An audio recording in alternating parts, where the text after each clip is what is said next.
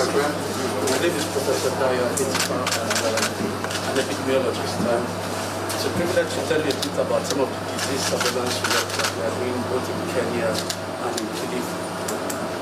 Your Excellency, here is the attainment. Life stages.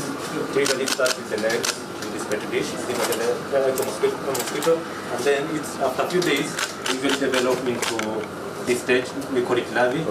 Yeah, and we have pupil, and the next stage is pupil in this cup, and then lastly we have some of the mosquitoes which transmit diseases in most of Kenya.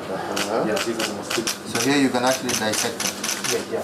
And actually you can identify it. You can see there is a male here, right, which is full of glands. And the other one is a female, which is actually the one which transmits malaria.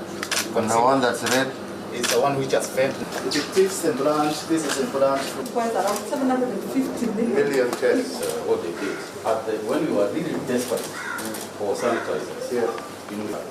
They were the first ones to actually give us sanitizers in mass production.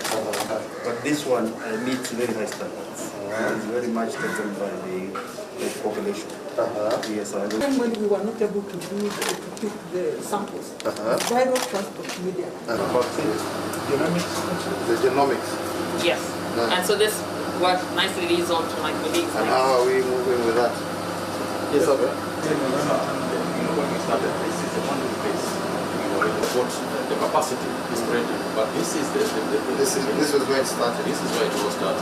My name is Professor George Waremwe, and I lead the vaccines research team in this looking at reducing the dosage of vaccine that's in our drug. For malaria, for example, we partner with researchers in Mali, Burkina Faso, Tanzania, and the UK. So using a fractional dosing strategy, you can extend supply and reduce cost. So we're generating that evidence. For yellow fever, we've already made in my research team a vaccine that can be used for humans and animals. Policy. We work on many other vaccines against other diseases, including the Oxford AstraZeneca, the Kapiti at Newry, and is now into human clinical trial. It's not easy to see